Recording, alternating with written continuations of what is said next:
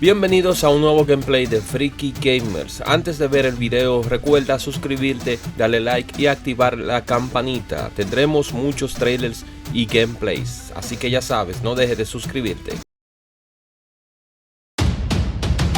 Computer, activate the threat assessment matrix.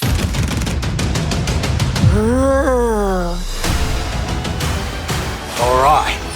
Toys, loaded guns. What are we waiting for? We can work with that. Hi, I'm Darius Sadigian, Studio Director at Rocksteady Studios. In our last episode, we talked about how Suicide Squad Kill the Justice League allows players to customize each character and their playstyle through story-driven mechanics. Man, if you gave me 5 minutes in there, you'd have the world's authority on microtech and all my inventions. Aw, he's so sweet. He's not gonna make it. The Suicide Squad gave us the scope, the narrative, gameplay, and then the idea of being able to expand that, be able to take this further. It's gonna feel completely fresh. In that spirit, we want to deliver totally new content at no cost for those who purchase Suicide Squad Kill the Justice League. We're back in business. All right, let's steal their shit. Today we'll discuss customization options that draw from the full spectrum of DC Comics. You'll see emotes, rival taunts, outfits, and more. We wanted to have a game that was very focused, but this time we really want to expand out with being able to dynamically update, add new content, take on feedback, and evolve the game over time. For the first time ever, we'll give you a preview of what's to come after the credits roll on our main story campaign. We always designed the game in a way that we really wanted it to be accessible for everyone. And for those players that want to delve even deeper into our gameplay and into our systems, it really is about delivering new places to explore, new worlds to be in, new stories, new characters, and creating unique ways for you to play. We're gonna give you the content you love. Speaking of, what are you doing, mate? I'm smiling. Let's dive into Suicide Squad Insider Episode 3. Welcome to Task Force X. From the onset, Suicide Squad, being a squad, felt like the right fit for the kind of game that we wanted to make. You get to play with friends, you get to play on your own, but while you are playing on your own, you're playing with the squad, always. Every aspect of our games, we always look at it through the lens of Rocksteady's treatment. And that just doesn't stop at gameplay, that doesn't stop at story. When we're looking at the social features that we've really introduced into Suicide Squad, it has Rocksteady's approach. What do we think players will have fun with? This game has the mechanics to play kind of socially competitively, like none of our games have previously, and it really fits the characters of the squad. With multiplayer, we're leaning into the competition within the squad to show off your skills, show off your mettle, be the best one. I'm a freaking superstar. The squad are working together under duress. And so it's fun to add in mechanics to encourage the players to behave in the same way. So a lot of the time what you'll actually be doing is trying to get the highest score, which luckily helps you all complete the mission, but the best player in any mission becomes the squad leader in multiplayer for the next mission. How great was I? We have leaderboards for solo play, for playing with one friend, two friends, or a 4-player squad. You're competing with everyone across the world. Cross-platform, it is the best of the best. Think you're hot shit on toast, but you're cold fart on bread.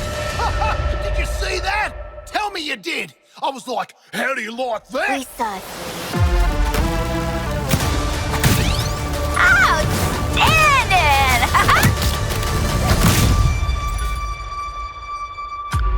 There's some really fun incentives for playing together as well as playing competitively. You can use the equipment that other players have equipped on their characters in your squad with the AI playing as the characters. And those players whose bots you use get rewards for you using those bots. And that's a really fun feature that I think the players will be incentivized because they'll get something out of doing too. Farewell. We also have the rival taunt system, where on the leaderboards, if you pass your friends or anyone on your friends list who's also playing the game and you beat their score, when next time they log in, they'll get this kind of funny quip just to show that, oh yeah, by the way, I beat you. Home run, baby. Woohoo! You boot up the game, you're logging in, and then all of a sudden on your screen you get Boomerang giving you the finger. I think fans are going to have a great time with our remote system. You're allowing players to kind of communicate in different ways, really in playful ways. As Rocksteady, as creators, this was another opportunity for us to really engage with our characters, extend the narrative through the player's choices with a very cinematic eye. Through the game, we offer many customization options and outfits to the player. You start off in the prison, you get your prison garbs, and then you evolve to the Task Force X outfits. Yeah, right.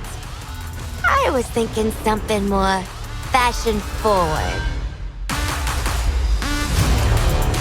The outfit customization in our game is vast, to say the least.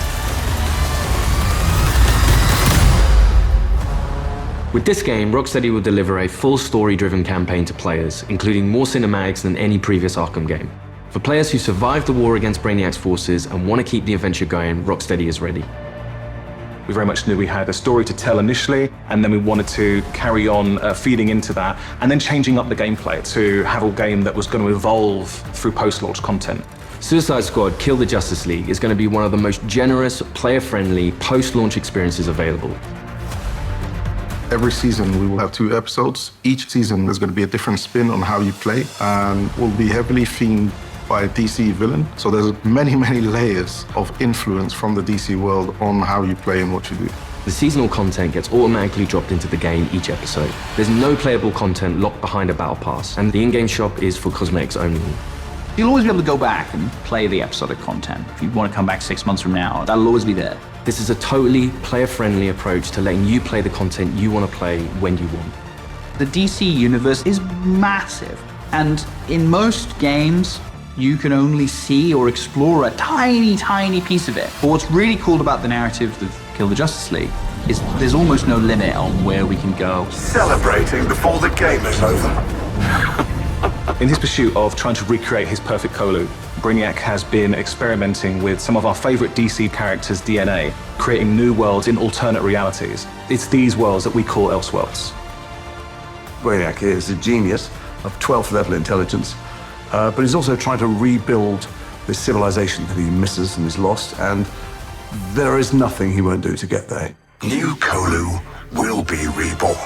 He's building a model of the multiverse. It's all gathering data. I will unlock your full potential to serve me.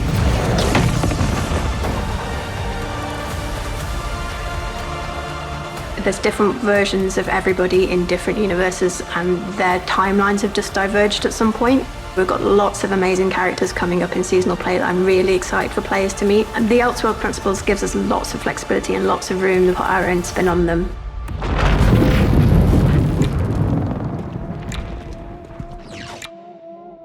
So we get to play with a bunch of cool shit from alternate universes, and then what? Retire? When Season 1 launches this March, you'll be able to unlock a new playable character for your squad, the Joker. At least buy me dinner first. The original Arkhamverse Joker has been dead for 5 years, but this is a new Elseworlds twist on the villain. He was part of the Suicide Squad in the Elseworld that he's from, which already shows that he's slightly more cooperative than the previous Joker we've had. But as you get used to him and actually play to him, you realize he's unhinged in a different way. Not only has he got to figure himself out, but he's figuring out his place in this new world and this new squad. He hadn't reached supervillain status before Brainiac invaded, so, he's still a bit less experienced. I think we've taken him back to the kind of more vaudeville roots of Joker. He's masking insecurities with traditional Joker behavior. But deep down, he's not sure who he is yet. Lock him up. Oh, making new friends after a move is always tough. As your mission expands deeper into the lore of the DC universe, this new version of the Joker will join your fight with his unique combat, traversal, and weaponry. His traversal is all based around a rocket-powered umbrella, which he can blast himself into the air, and then uses that to glide around, and then he can actually flip that down to grind along buildings, knocking enemies out of the way.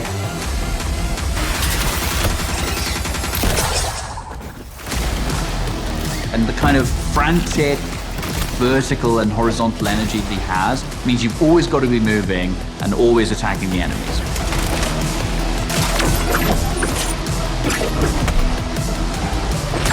The Joker is only the first of the new squad recruits you could meet through the ongoing additions to our game.